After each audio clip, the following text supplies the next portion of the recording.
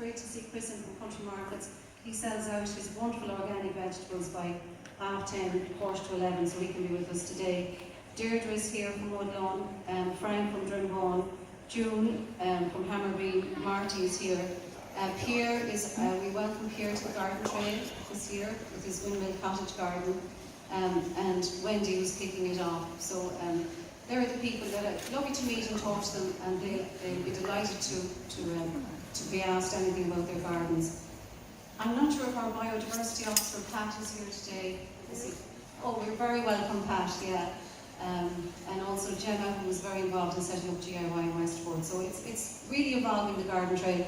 And I know June doesn't like me doing homemade signs, but as a native memoir, I just wrote a few things down on our garden highlights. This is not about having manicured gardens. That's not the kind of trail we are. We are a variety of teaching gardens, so we have people like Chris and Wendy who have really inspired hundreds of people with their attitude to gardening. We have Wendy facilitating Dawn Chorus. We have other people putting up Swift boxes. June and Ken have won awards for their Under Gloss traditional farm building scheme. They have the most wonderfully restored buildings, which you can see at Hammerby when they open. We've been privileged to be consultants and volunteers in two things that are very dear to my heart. One is the hospice, and the other one is the adult mental health unit. So we've been really working with the hospice team in getting this wonderful centre open. We're partners in biodiversity. I've been at a talk given by Pat.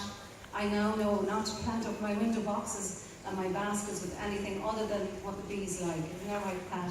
You've been educating me about nasturtiums and yeah. And then, what else have I got there? Oh yeah, it looks as if we're going to hit the 100,000 mark for charity. So for anybody who doesn't know, the gardeners open the gardens free of charge. You're asked to make a donation. The donations have been totted up by our friend and photographer, Connor McKeown, who has looked at all the photos and he's added up all the checks. And I think we're touching 90,000 now, 89,000. So we have a good chance of getting to the 100,000 this year for all of our charities in Mayo and nationally, and I think Eric O'Neill have supported Save the Children Fund in the UK. So,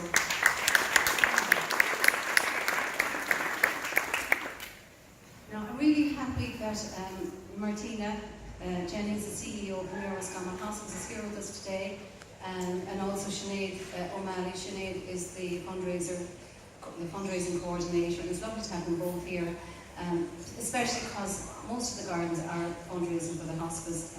Most of you know that we are getting a hospice in Mayo, and Martina's going to just tell us a few things about where it's at and what your money is being used for. Thank you, Mairead.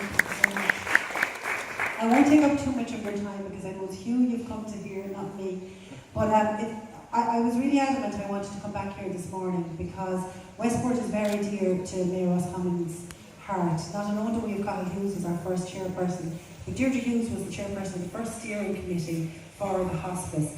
And I can't emphasise enough how much them steering committees and the passion and commitment they put into hospice has made a difference. For what they did, they built support groups and volunteers over 26 years that enabled our palliative care teams to look after over 16,000 patients at end of life. It's incredible, in their own homes. And when we didn't have a hospice, these support groups enabled us to provide a hospice without walls. They really and truly did. And over that term, we built up over €10 million, I think, to be able to build our first hospice here in Mayo. So we are on the cusp of opening it this year. We're very proud.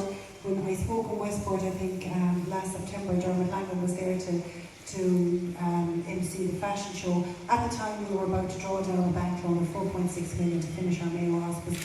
We haven't drawn down the bank loan. And that's thanks to people and communities and people like yourselves that have gone out and shaken buckets and opened your gardens, opened your houses, and genuinely opened your hearts to the people that really need it in this county. So you've enabled us to finish a hospice in the next 3 weeks. That is incredible, with no bank loan.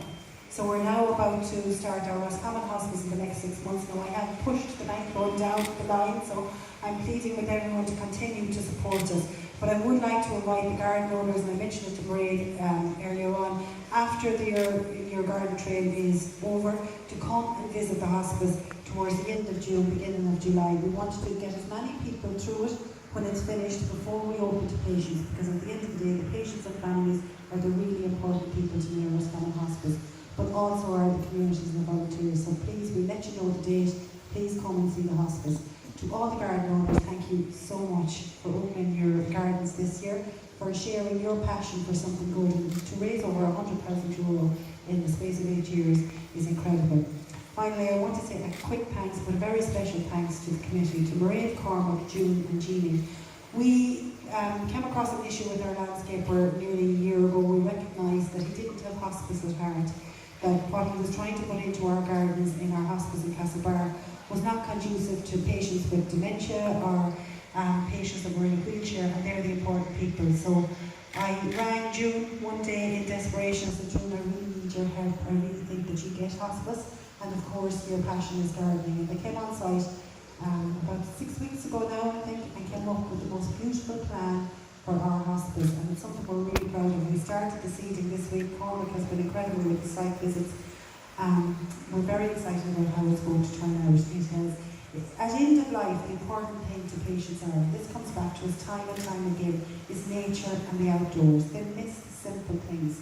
So our hospice, every room has its own garden and patio that entices the nature to come into the room, and also the patient to go out if they're able to. That's what's important to us. It's all about the patient, and you really capture that with your plan and with the plants and everything. So thank you so much.